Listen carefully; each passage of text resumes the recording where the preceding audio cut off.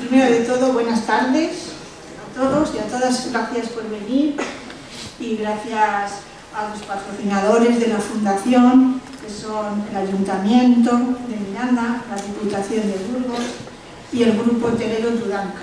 Y gracias también a Juan Félix, coordinador de la Junta de Castilla y León, que está en el público, y a los concejales del Ayuntamiento, que también veo y que siempre nos apoyáis en las charlas de la Fundación. Esta tarde, como sabéis, tenemos la segunda conferencia del programa de este año 2025. Ya va avanzando el año y ya estamos en la segunda, que al igual que la primera tiene como tema principal Valpuesta.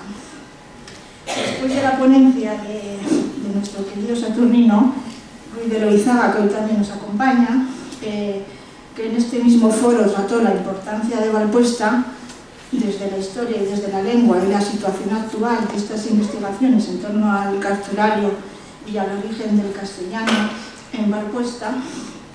Quiero decir que la divulgación de los cartularios de Valpuesta, del obispado de Valpuesta, de la repoblación, etcétera, toda esta divulgación que tiene la unión entre los cartularios de Valpuesta y el origen del castellano es un tema que lleva trabajando la Fundación Cantera desde hace más de 25 años y que ya el propio profesor Francisco Cantera trató en sus investigaciones en torno al foro de Miranda, y también hizo un artículo muy interesante, si no lo conocéis, en torno al documento fundacional del Obispado de Valpuesta.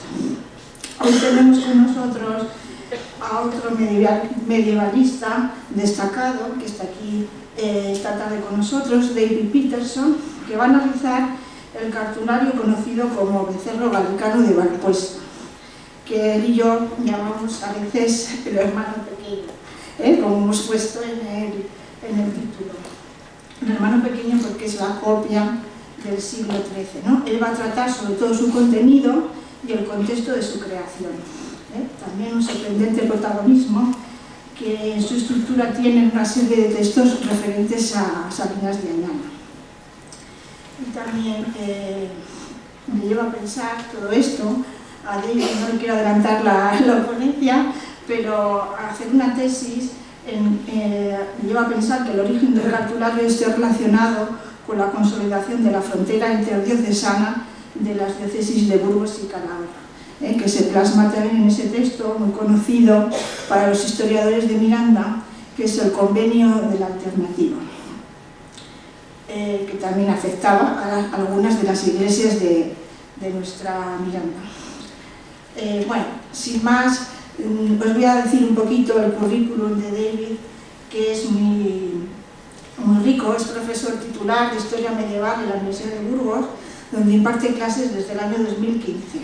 Es licenciado en Historia por la Universidad de Oxford y doctor en Historia Medieval por la Universidad de Burgos.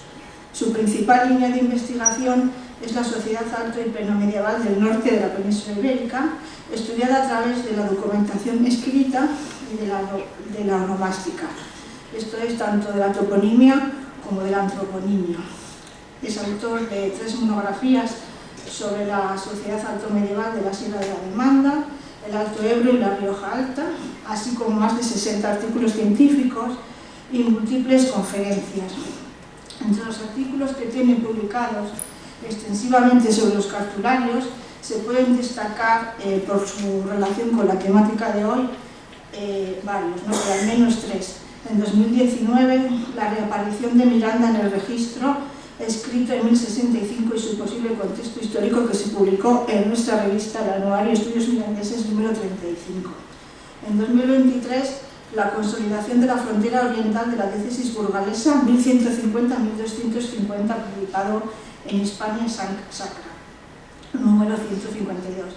Y el año pasado, en 2024, el artículo que al leerlo me llevó a invitar a David a esta conferencia de hoy, el que se llama El Becerro Galicano de Valpuesta, una reevaluación de su inspiración y autoría intelectual, que está publicado en la revista de la UNED Espacio, Tiempo y Forma, en la sección de Historia Medieval número 137.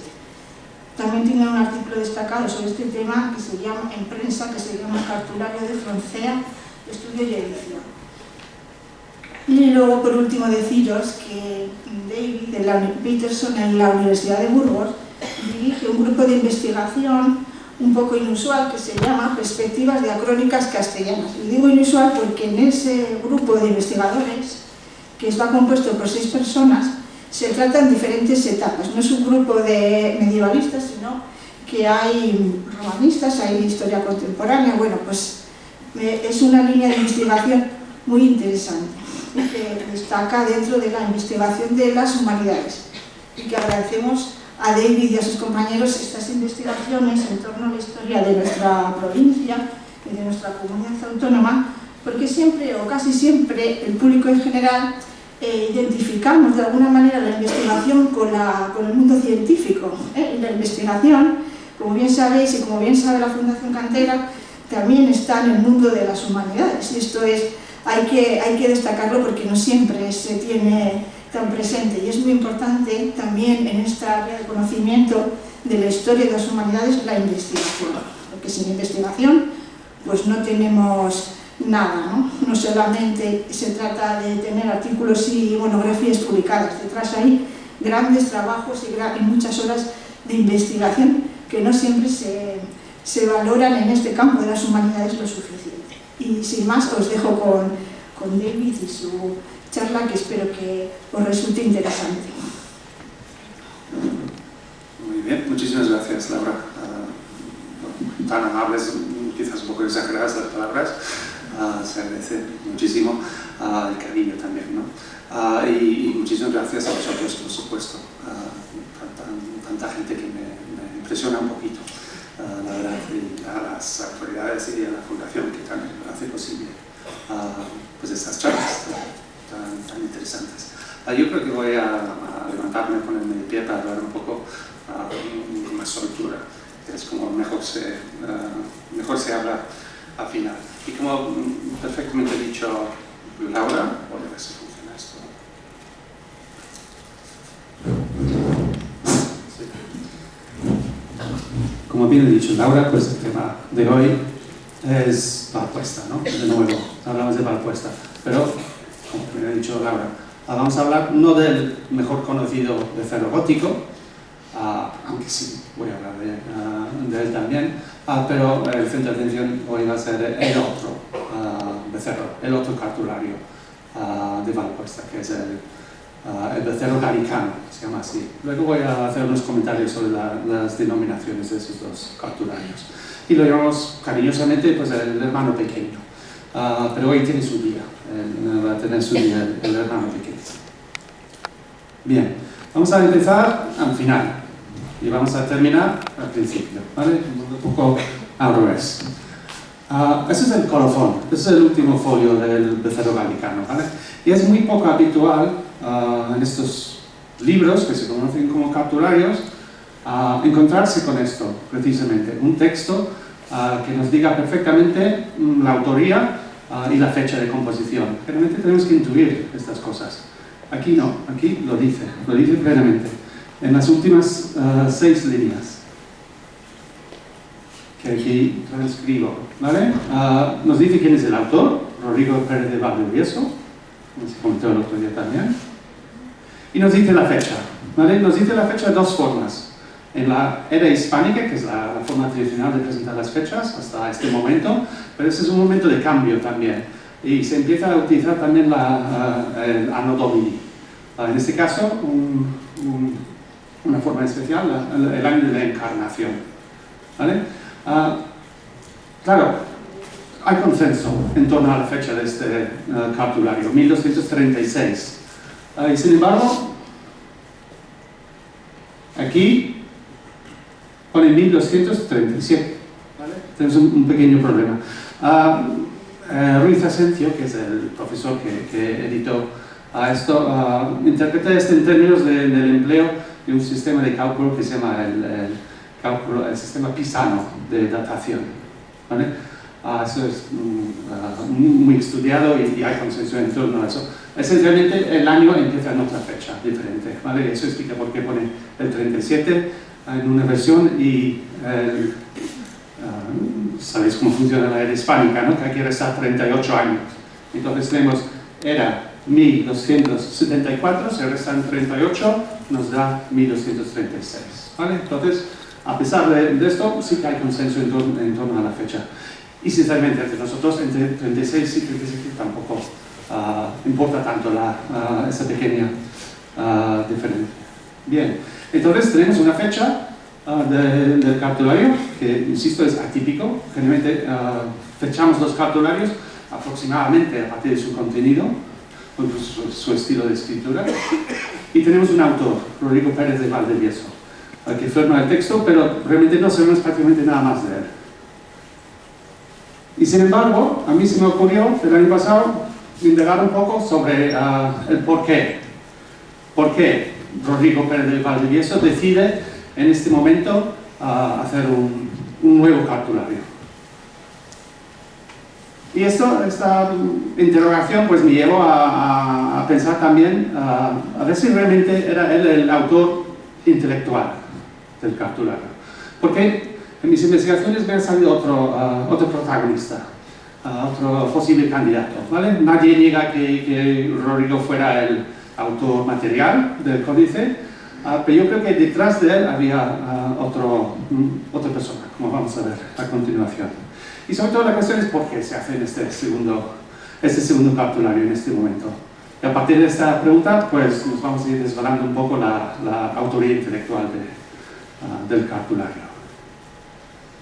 Bien, ahora voy a situar un poco los dos cartularios, hacer una comparación y explicar por qué se llama el hermano pequeño y por qué lo considero yo un cartulario marginado, relativamente marginado en comparación con el Becerro Gótico, que es el cartulario que más se conoce, ¿no? Justamente célebre, uno de los códices más importantes de toda la península. Creo que se puede decir, ¿vale? Es un cartulario compuesto a mediados del siglo XII, pero compuesto de materiales anteriores. Ahora vamos a ver los materiales anteriores, ¿vale? Pero el momento de composición y de encuadernación de diferentes materiales parece que se hace en torno a 1140. Y buena parte de este becerro, que se conoce como el gótico, se escriben en letra carolina, curiosamente. La letra carolina, que también el sinónimo de carolina sería galicana. O sea, en algún sentido se podría llamar esto un becerro galicano. Pero no, se llama el becerro gótico. Y se llama el becerro gótico porque tiene contenido anterior al momento de su composición. ¿Vale? Esas son escrituras auténticas de mediados del siglo XI. La excelentísima edición de Ruiz Asencio y su equipo, trabajando de la Universidad de Valladolid, han estudiado sobre todo la paleografía y la codicología del cartulario, pero yo creo que todavía hay líneas de interrogación aquí que pueden resultar fructíferas, sobre todo la presencia en el centro del códice actual de una secuencia de 17 folios que es un cartulario en sí, es un cartulario dentro del becerro. Y de ser así, y parece que la fecha de esta serie es en torno a 1050, sería el primer cartulario confeccionado en todo Iberia. Unos 30 años anterior al cartulario del becerro gótico de San Pedro de Cardeña, que hasta ahora se ha considerado como el cartulario más antiguo de Iberia. Pero incluso hay fragmentos anteriores, hay fragmentos también de letra escrita en el siglo X, ¿vale? Dentro del becerro gótico, ¿vale? El becerro gótico es un compendio de 200 años de escrituras que coge la forma que la conocemos ahora a mediados del siglo XII, pero el contenido es anterior, ¿vale? Ahora pasamos al becerro galicano, porque se habla de los cartularios, claro. Se habla de los cartularios, pero generalmente el énfasis siempre es en este, por motivos evidentes. Pero el becerro galicano va a ser el objeto de estudio hoy, ¿vale? Y es el hermano pequeño, bueno, por tres motivos. Es más joven, ¿vale? La fecha ya hemos visto, 1236. es más pequeño, 64 folios, mientras el gótico tiene 113 folios. Eso es curioso. Una segunda edición podría estar aumentada, pero en este caso parece que no. Y, bueno, marginal porque realmente no tiene la primicia que tiene el primer cartulario y, en algún sentido, científicamente tiene menos interés, pues es marginal. Y yo creo que es comprensible, ¿no? Y, por ejemplo, en la edición de Ruiz Asencio, que por título habla de los dos cartularios, no reproduce las fotos del becerro galicano, ¿vale? Y en su larga introducción solo dedica el 10% del tiempo a analizar el galicano. Entonces, eso es un poco la justificación por centrarnos la atención hoy en este segundo cartulario. Y la pregunta central es esta: ¿por qué un cartulario y en este momento, en 1236? Se han barajeado varias explicaciones, varias posibilidades. Uno, pues el lenguaje, igual ha sido un momento interesante para renovar el lenguaje del cartulario. Este es un momento muy interesante cuando empieza a emerger el castellano como una lengua escrita, por ejemplo en la obra de Gonzalo de Berceo, y se está empezando a realmente distinguir entre los dos idiomas y dignificar el castellano como una lengua en la cual se puede escribir. Pero aquí no se escribe en castellano, eso no es el motivo aquí. Más bien, todo lo contrario, curiosamente. Aquí se latiniza el lenguaje del becerro gótico. Eso es curioso, pero bueno, tiene su sentido precisamente porque ahora se distingue entre los dos idiomas. Y eso es un producto eclesiástico y lo hacen en un latín más cuidado que en el becerro anterior. Otra posibilidad, la letra. A lo largo de esos siglos se va cambiando de estilos de escritura. Hasta aproximadamente 1130 se empleaba la letra visigótica. A mediados del siglo XII se empieza a emplear un modelo de escritura en imitación de modelos franceses conocido como la galicana, de ahí el título de este códice, ¿vale? Y luego, a partir de 1230, justo en este momento, se empieza a escribir en gótico. O sea, tenemos un pequeño lío aquí entre visigótico, galicano, carolino y gótico. Y en realidad el becerro galicano se escribe en letra gótica. Pero bueno. ¿Es este cambio de letras es la justificación? Yo creo que no. Yo creo que es una explicación insuficiente. No me satisface. Llevan prácticamente un siglo en Valpresta sin producción significativa de documentación y decidir de repente rehacer el cartulario por este motivo no me convence. Puede ser un factor, pero no creo que sea determinante.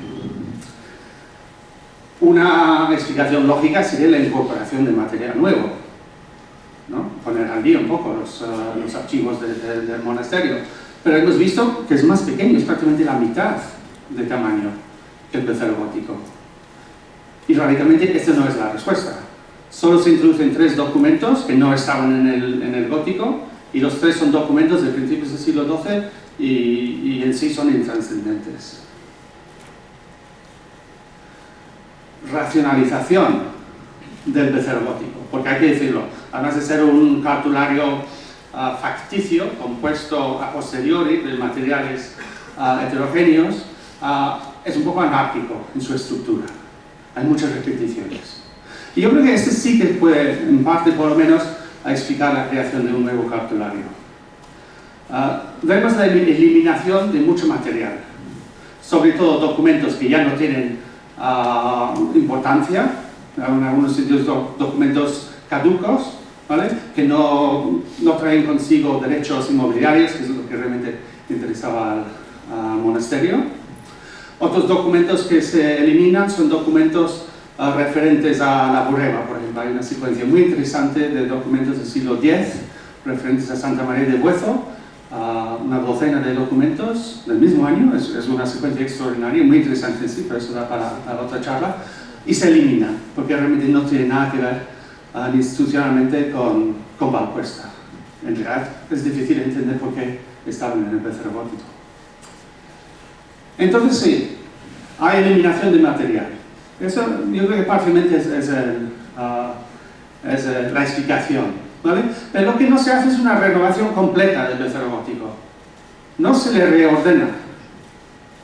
El becerro gótico era un poco anárquico y se respeta esa anarquía, ese desorden del becerro gótico se reproduce fielmente en el becerro galicano.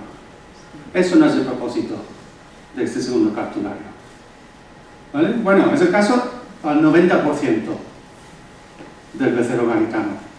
Nos queda un 10%, y ahí sí que intervienen, y ahí sí que vemos diseño e intención. Ese 10% es la clave para todo el asunto. Antes de hablar de ello, vamos a salir un poco y vamos a mirar un poco el contexto que está pasando en este periodo en la diócesis de Burgos. Ese es el famoso obispo de Burgos, don Mauricio, el arquitecto intelectual de la Catedral de Burgos, cuyo octavo centenario se celebró hace 3 o 4 años. Pero una catedral no se hace solo con fe, o con oraciones, o con buenas intenciones, hace falta dinero también. Y una labor importante que hizo Mauricio antes de embarcar en la construcción de la catedral fue, para extender el concepto de construcción, fue construir la diócesis previamente, ¿vale? Lo cual le iba a aportar las rentas y el dinero con el cual se iba a poder crear la Catedral de Burgos. Y bueno, alrededor de ese tema de construcción de la diócesis organizamos un congreso en el año 21, en el año del centenario. Porque lo que vemos es una política, un programa por parte de Mauricio de Burgos. Al llegar a Burgos, empieza a intentar imponer la autoridad episcopal en la periferia de la diócesis. Hasta 1150 aproximadamente, y prácticamente todo el siglo XII, la influencia del cabildo y del obispo se restringía esencialmente a la ciudad de Burgos.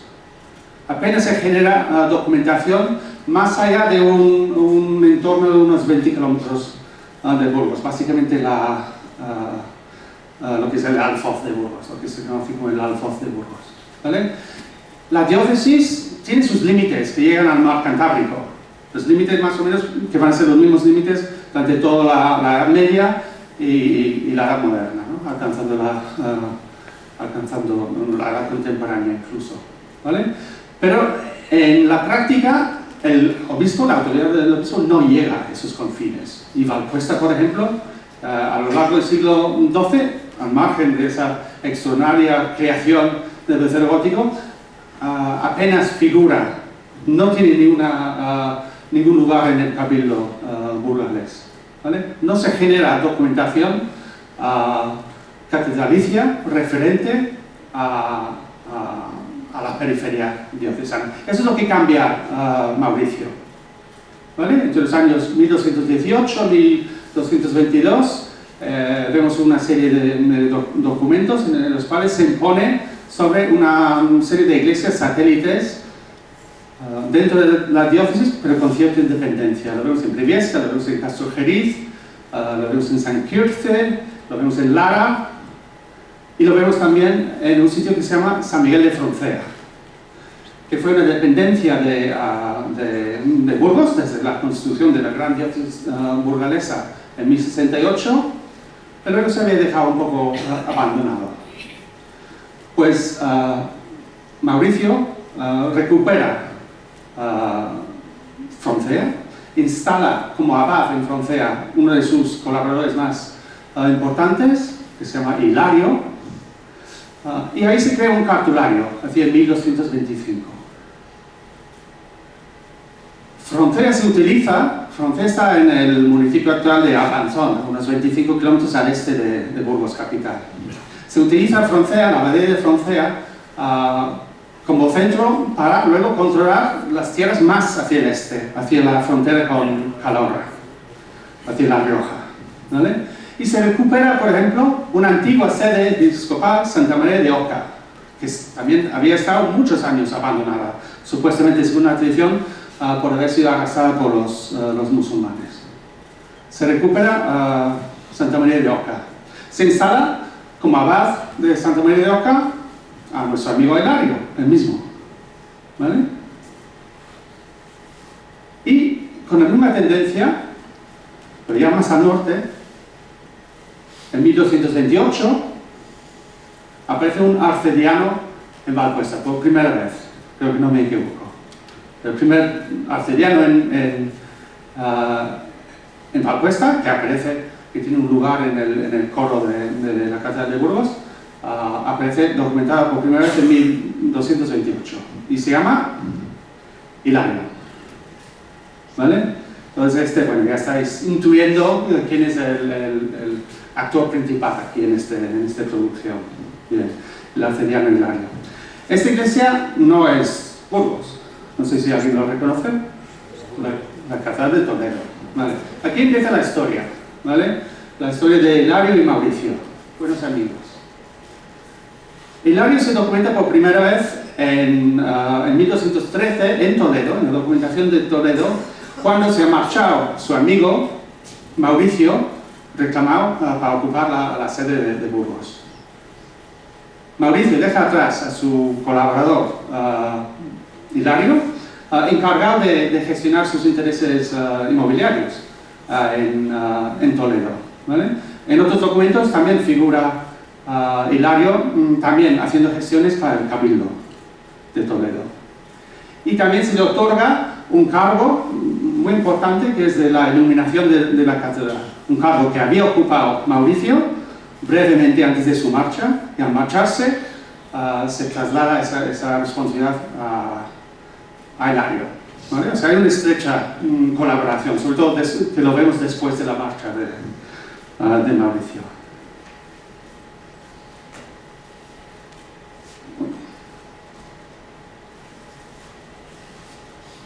Cartulario romano, pongo ahí. En 1214, a finales de 1214, se convoca el cuarto concilio laterano en Roma. Y sabemos que va un importante séquito de Toledo y otro también de Burgos. Y se calcula séquitos en torno a unos 20 o 30 clérigos en cada caso. Yo estoy convencido que solo se nombran los obispos. Estoy convencido que Hilario también estuvo en Roma. Porque justo después, al año después, sabemos que Mauricio se quedó unos meses después en Roma, y al año posterior, en 2016, aparece ya en Toledo un cartulario que por su contenido se sabe que se había trabajado mucho la documentación papal en Roma, por eso se llama el cartulario romano, ¿vale? Parece que se confecciona en gran medida en Roma, ¿vale? Hace frente en los intereses toledanos y su papel, ¿no? como sede metropolitana de Iberia, ¿no? Intentando reimponer su autoridad, ¿vale? Contra rivales como Santiago de Compostela, por ejemplo, ¿vale? En 1218, Mauricio está fuera de Burgos, un año, dos incluso. En 1218 vuelve a Burgos y aparece en el mismo momento Hilario, y ahora aparece como arcediano en Burgos y mayordomo, creo que se documenta también. Y acto seguido también se le nombra abad de Froncea, donde se produce un cartulario. Os estáis haciendo una idea. Arcediano de Valpuesta en 1228, ¿vale? Ese es el currículum vitae del amigo Hilario. Luego, en 1229, el convenio de la alternativa, un documento que pensaba que iba a tener que explicar, pero por lo que ha comentado Laura, es archiconocido ese documento, ¿no? De todos modos lo vamos a mirar. Se firma en 1229, ¿vale? Al año después de que aparezca Hilario aquí en Valpuesta. Y bueno, mi argumentación, ya lo podéis ver, es que realmente el autor intelectual del Becero, que aparece a los pocos años en Valpuesta, es Hilario, ¿vale? Esto ya es plausible, pero no tenemos la prueba realmente importante, ¿vale? Eso puede ser coincidencia, pero hay algo más. Bien, el convenio de la alternativa, como bien ha dicho Laura, es un documento extraordinario en el cual, bueno, se llega a un acuerdo entre los obispos de Burgos y de Calahorra sobre el control, la gobernanza, pero también los ingresos de una serie de parroquias justo en la frontera. Tan en la frontera que son incapaces de decir a qué diócesis corresponden, y llega a un acuerdo salomónico de que se van a compartir la gobernanza y las rentas, un año sí, otro no, entre las dos diócesis, ¿vale? A mí me llama mucho la atención eso, de que sean incapaces de saber a qué diócesis corresponde una parroquia. Pero bueno, yo entiendo que esto es el final de un proceso de negociación y de estudio de otras parroquias que sí deciden en qué lado de la frontera caen. Es amistoso, es un acuerdo más o menos amistoso. Subyace una disputa, pero también subyace esto, yo creo que es el fenómeno de un poco el abandono de la periferia de la diócesis que he comentado antes y que Mauricio está intentando resolver. Y eso es el problema extraordinario, ¿vale? La preocupación por parte de Mauricio de imponer su autoridad en la periferia de su diócesis, ¿vale? Y se constata no solo en la alternativa, sino también en una serie de epígrafes que aparecen en las paredes de una serie de iglesias. Cerca de aquí, aunque no es una versión tan completa, en Santa Gadea del Cid, también hay otros ejemplos en el noroeste de la diócesis, no solo fue este Franco. Pero también vemos dos ejemplos aquí en la frontera con Calahorra. En concreto, esta iglesia preciosa, la iglesia de la Asunción, en San Vicente del Valle, que es donde vivo yo. No en la iglesia, sino en el pueblo al lado.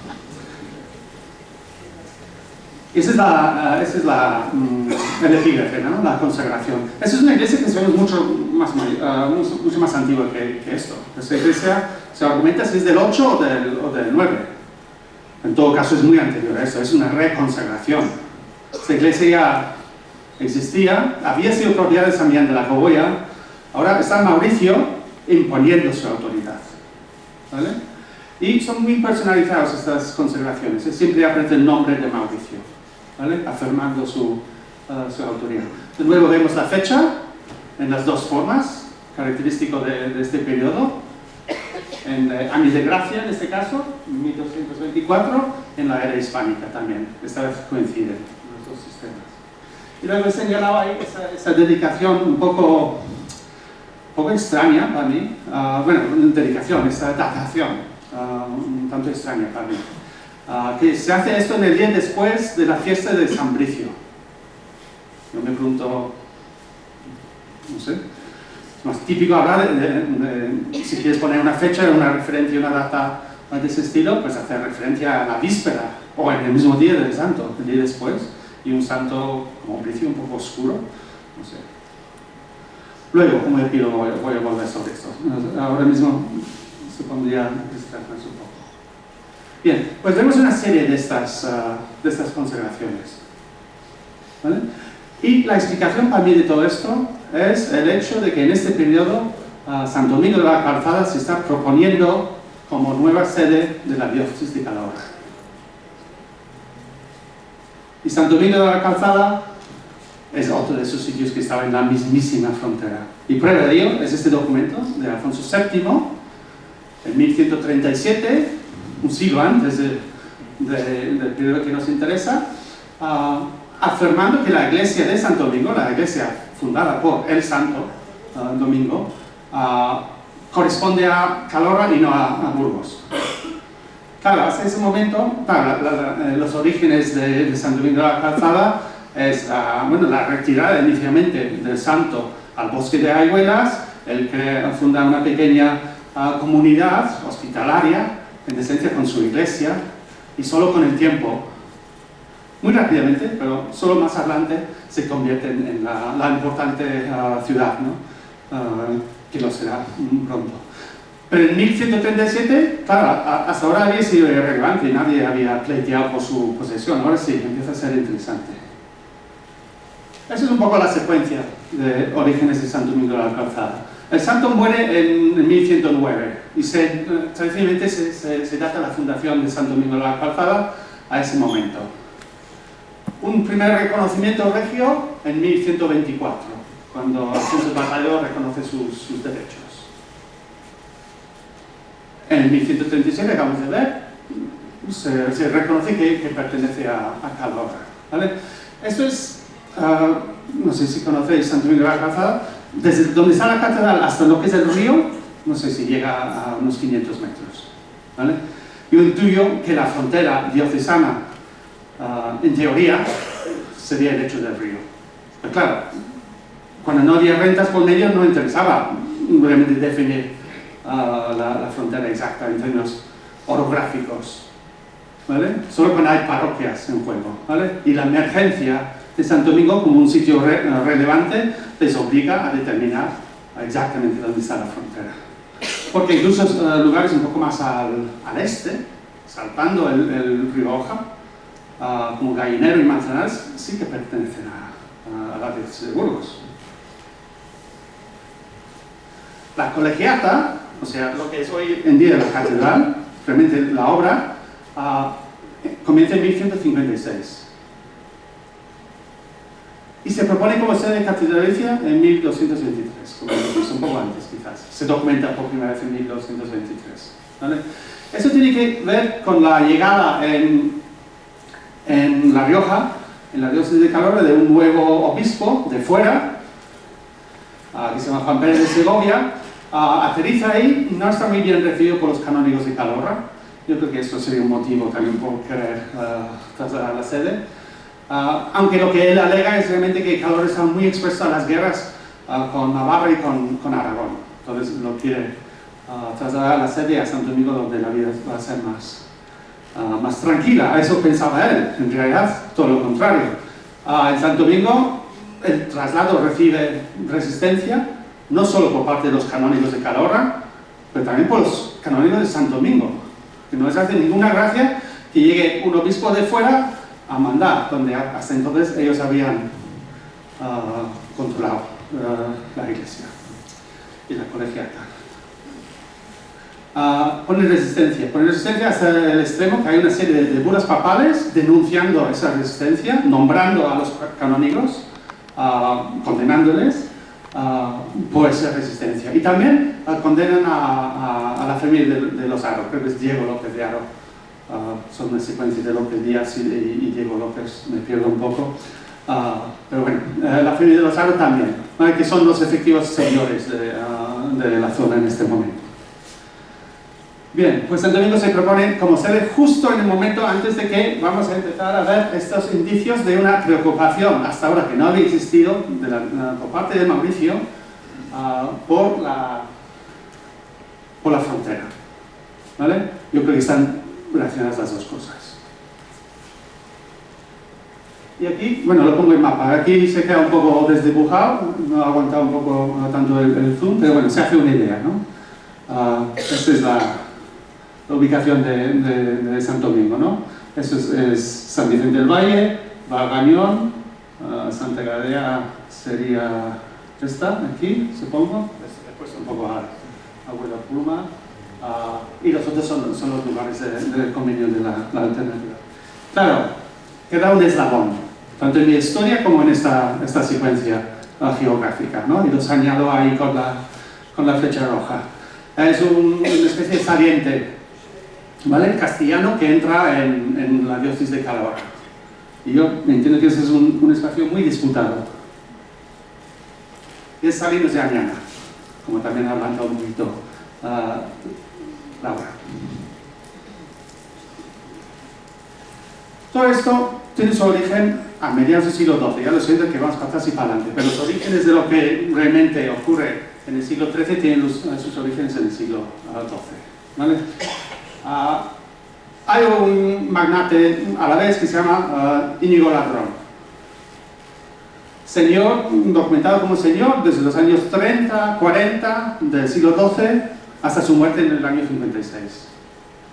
En ese momento su hijo, Jimeno Ladrón, en memoria de su padre, instala un censo perpetuo de gente que va a sufragar la construcción de la iglesia colegiata de Santo Domingo, lo que es efectivamente lo que hoy es la catedral, es la misma estructura, con modificaciones lógicamente. El ábside, por ejemplo, tiene su origen en este momento. En este censo. ¿Vale? Pero lo extraordinario de este caso es que los que están pagando la obra de la catedral, la iglesia colegiata de Santo Domingo, son los vecinos de Salinas de Añana. Y en el censo se encabeza con esta frase: en el año en que murió el conde Ladrón. Falta la I inicial, porque lo iban a pintar en rojo, se les pasó. Eso indica que es un epígrafe, no es una frase, no es una marginalia. Es el encabezamiento de este censo, es el sentido de este censo. Y es este señor que controlaba tanto Salinas de Añana como Grañón, que como todos sabemos está al lado de Santo Domingo, la calzada. Él controlaba toda la franja fronteriza, ¿vale? Y en su memoria se instala este censo, ¿vale? Este censo es un documento extraordinario, también infraestudiado. Lo estudió un poco Alberto Plaza en su estudio sobre Salinas de Añana, y yo creo que se puede sacar más jugo de ello. Esto es una lista de las mujeres que lo firman. Hay unos 300 firmantes de ese documento, la mitad, un poco más que la mitad incluso, son mujeres. Eso en la Edad Media es extraordinario, tener tantos nombres de mujer en un documento. En este documento aparecen más nombres de mujer que en toda la demás documentación del País Vasco, hasta este momento. ¿Vale? Es un poco frustrante porque como en torno al 30% de ellas se llama María, como se puede apreciar. Pero bueno, hay mucha riqueza, hay mucho estudio que hacer sobre esto. Un documento extraordinario. Y claro, son campesinos, vale, algunos pequeños nobles quizás, pero la mayoría son los campesinos que trabajan ahí, campesinos libres del entorno de las diferentes aldeas de Salinas de Añana. Esas son las 12 aldeas contribuyentes, ¿vale? La mitad de ellos acaban englobados dentro de la vía de Añana, la vía de Salinas. La otra mitad, pero son colindantes, acabaron en la diócesis de Calahorra. De nuevo, es la mismísima frontera, ¿vale? Pero en ese momento de la frontera, la gente de Salinas de Añana, por motivos no demasiado claros, están sufragando la construcción de una iglesia en la diócesis de Calahorra. Bueno, esto a mediados del siglo XII. Parece que pasó un poco desapercibido. Pero cuando Mauricio empezó a interesarse por la frontera, no. Bueno, ya voy terminando. ¿Vale? He dicho que íbamos a terminar con el principio, y así es. ¿Vale? El contexto, que yo creo que justifica todo esto, es bueno, lo que he explicado. Renovar, bueno, un nuevo interés en la periferia de la diócesis, ¿vale? Y esto da lugar a la creación de un arcidianato en Valpuesta, precisamente para controlar este lugar tan alejado de Burgos. Hilario, le hemos visto como un administrador eficaz en diferentes sitios. Coincide con su aterrizaje en Valpuesta, la creación del becerro. Estamos viendo también, y hay más ejemplos, estamos viendo tanto en Toledo como en Froncea, también en Santo Domingo de la Calzada, se están creando cartularios en este momento. Y la importancia económica de Salinas, no debe escaparnos, ¿vale? Es un centro en el cual prácticamente todos los monasterios de Castilla tenían o querían tener intereses. Valvanera, San Millán, Cardeña, todos tenían intereses en Santo Domingo en Salinas de Añana, y Santo Domingo de la Calzada tenía este interés extraordinario gracias a este censo. Y como he dicho, el significado no está en ese colofón, sino está en el nífilo del becerro galicano, ¿vale? Es una reafirmación de la reacción entre Valcuesta, centenaria relación entre Valcuesta y Añana. Y llevo prácticamente 1 hora, me temo, un poco menos, hablando del becero galicano de Valcuesta, pero no hemos visto nada. Bueno, solo les voy a enseñar esto, porque he dicho solo el 10% es novedoso. Y esto es lo novedoso. ¿Vale? En un cartulario, generalmente, un cartulario que no es un cartulario facticio, un cartulario bien diseñado y pensado, como es este caso, se empieza con los documentos más importantes. Efectivamente, aquí se hace eso. El primer documento se rescata de los folios 70 y 26 del gótico. Es el privilegio de Alfonso II, ¿vale? Del principio del siglo IX. Pero otro documento del principio del siglo IX no introducen aquí, el documento del obispo Juan. Han cambiado el orden, han rescatado esos documentos y los han colocado ahí, ¿vale? Para todo lo demás, prácticamente del cartulario, lo he dicho antes, se respeta el orden anárquico del becero gótico. Salvo en esto. Estos son los primeros folios. Los folios 2, 3, 4, 5 y 6 del becero galicano.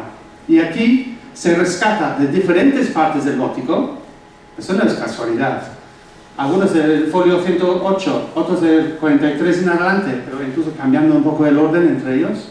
Son documentos en sí intranscendentes. No son grandes donaciones. No aparecen reyes aquí, ni nobles siquiera. Lo único que tienen en común todos esos documentos, bueno, además de su edad, que son más de 100 años anteriores al nuevo becero galicano, o sea, no son novedades en ningún sentido. Lo único que tienen en común es su vínculo con Añana. Incluso aquí se introducen documentos sin ninguna trascendencia inmobiliaria, ¿vale? Que son entregas de gente uniéndose al convento, a la iglesia de Santa María, ¿vale?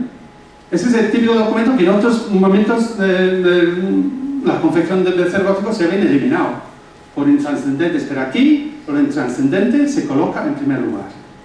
Y esto para mí es la prueba de qué es el significado del becero galicano, ¿vale? Los dos contextos son estos, la trayectoria del agro y la preocupación por la frontera. Y la explicación para mí es esta, ¿vale? En los primeros folios del becero, donde se suelen colocar los documentos más importantes, como es lógico, aquí, de acuerdo, se introduce el diploma de Alfonso II, pero después, todos esos textos intranscendentes, pues en la trascendencia realmente está el mensaje. Están reafirmando la relación centenaria entre Valcuesta y Añana. Y con esto termino. Muchísimas gracias.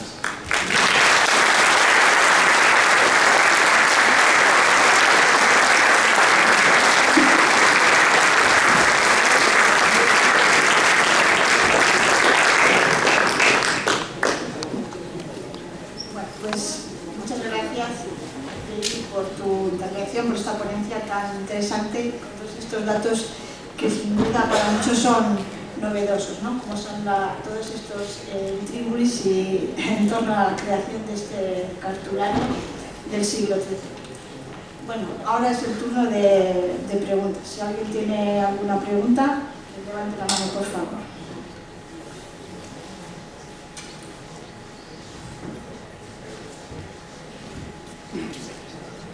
Hola, buenas tardes.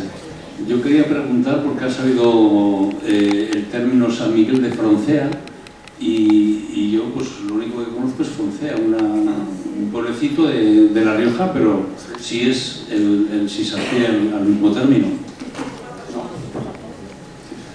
Es una muy buena pregunta. La misma duda tenían los escribanos en el siglo XVI. Incluso si abres, sientas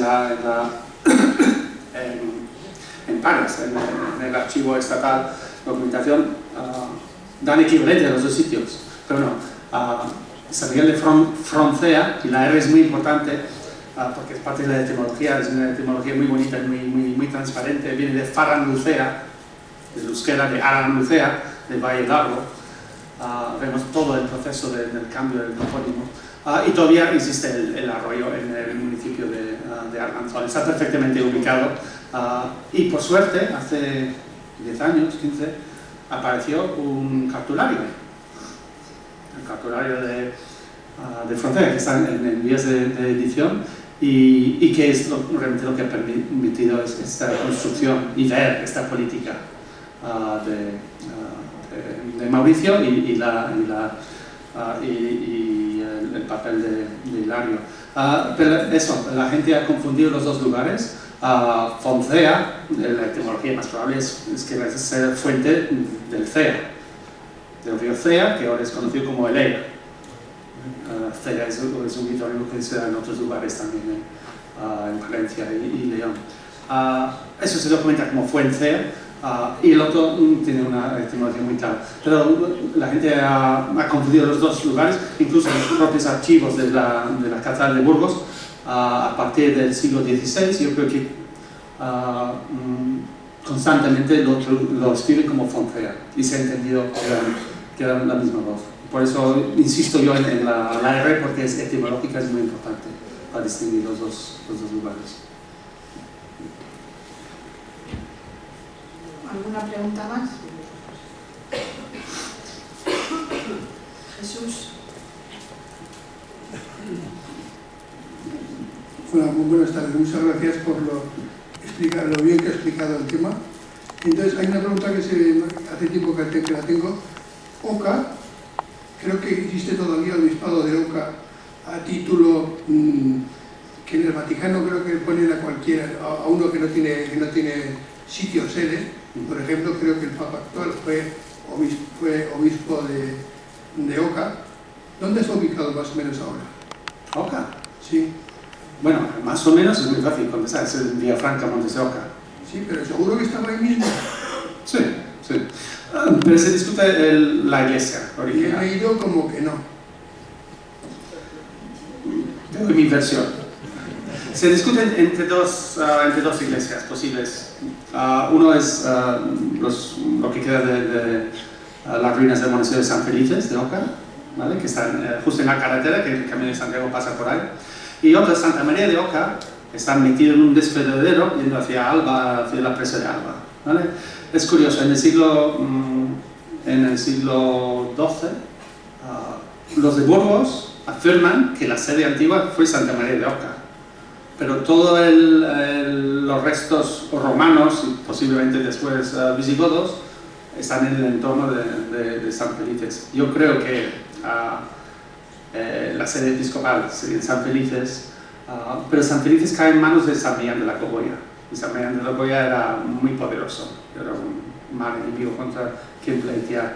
Cuando después de multis temporius desolata, los de Burgos quieren recuperar una presencia nominal en Oca, optan por la otra ermita. He oído también algún argumento de que puede ser en otras partes del Valle del Oca, más hacia que Viesca, pero no me convence mucho. Muchas gracias. Muy bien, gracias. ¿Alguna pregunta más? Ahí detrás.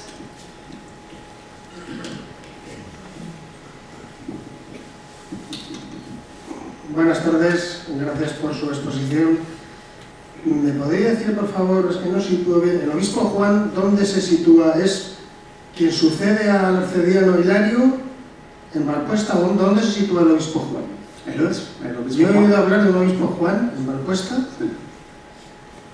El obispo Juan es el obispo, no sé si legendario o histórico, de principios del siglo IX, cuando empieza todo. Luego, O sea, que es anterior, muy anterior. a Hilario. Estamos hablando de 400 años antes. Sí. Vale. Y bueno, se discute, ¿no?, la veracidad de sus documentos, pero no quiero meterme en ese jardín hoy. Ahí va mi pregunta, que te vas a meter en el jardín aunque no quieras.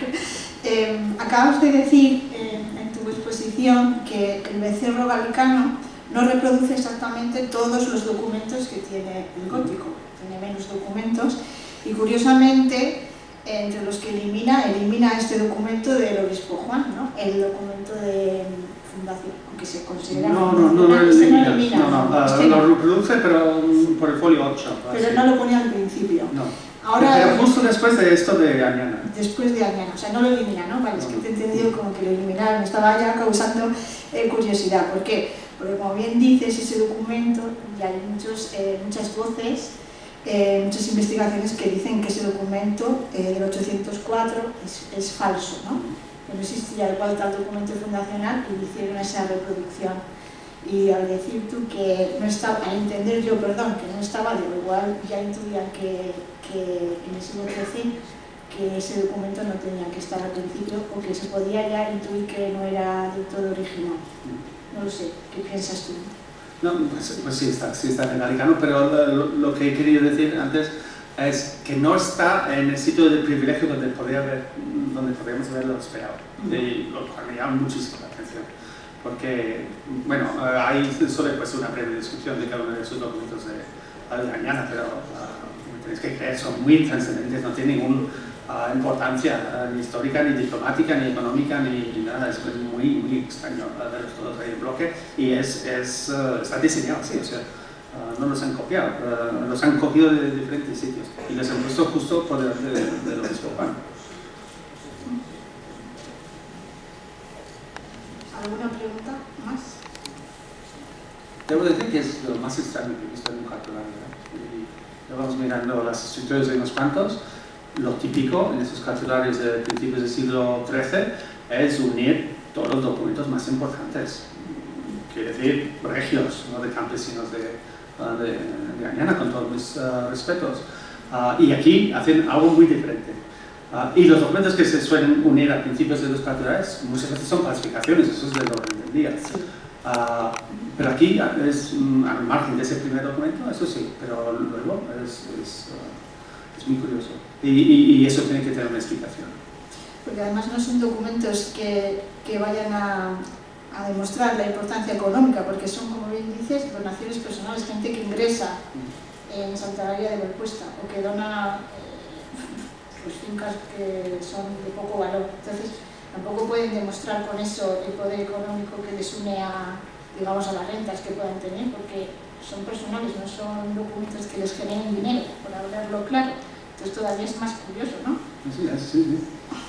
Sí, pues bueno, en tu mano estás de ir investigando a ver cuáles son los motivos de este cartulario. A mí, darte las gracias en nombre de la Fundación por aceptar nuestra invitación y por esta propuesta y por el inicio de esta tesis, ¿no? En torno a la creación de este segundo cartulario que has llamado el hermano pequeño y que de verdad que es muy interesante y que ojalá se siga investigando también en torno a este segundo cartulario de Valpuesta. Y por lo demás, pues daros las gracias a todos y a todas por venir y especialmente también, que lo he dicho al principio, a todos aquellos que formáis parte de este programa de amigos de la Fundación que tenemos en marcha, con el que muchas personas de Miranda y de fuera también, de Vitoria y de otras localidades, colaboran con la Fundación económicamente para que podamos seguir haciendo todas las actividades que hacemos cada año.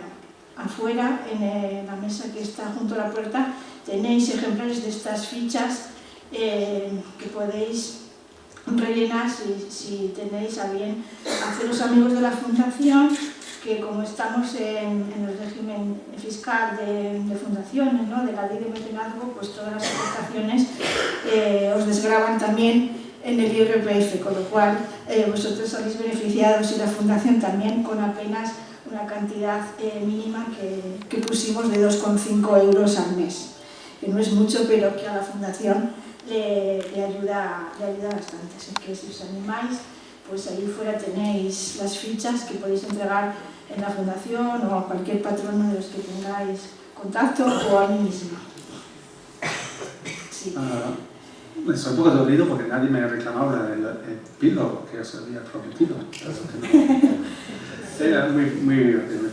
Esta es Doña Elfa, la que encabeza esta lista de las mujeres de San Luis de Añana. Bueno, un equivalente moderno. Pero ahí está contemplando la importancia económica de San Luis de Añana.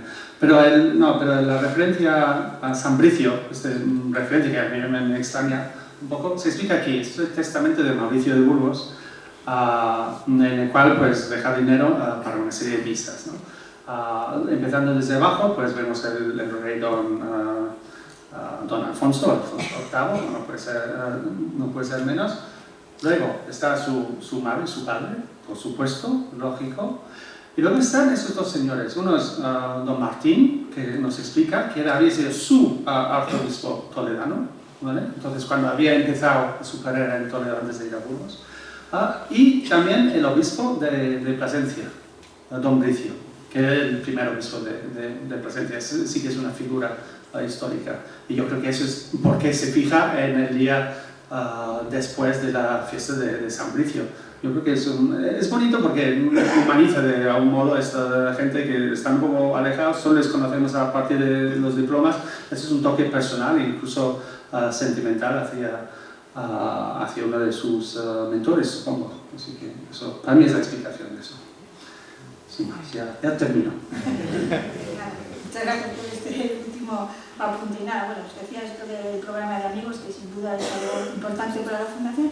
Y sin más terminamos y os emplazo a la siguiente actividad de la Fundación, la del mes de marzo, que en este caso va a ser especial para la Fundación Cantera y especial también para mí misma, porque va a ser, no va a ser una conferencia como tal, sino que va a ser la presentación de un libro en el que hemos venido trabajando mucho tiempo, y que es la esperada biografía de Francisco Cantera Burgos, ¿no? Que se titula exactamente, voy a leer para no equivocarme, Francisco Cantera Burgos, un humanista del siglo XX, vida y obra, su legado y su ciudad. La biografía de Francisco Cantera, que he escrito yo misma, pues se va a presentar ese día, el día 11 de marzo, aquí a las 8 de la tarde, y os invito a todos a que asistáis ese día. Así que sin más, muchas gracias.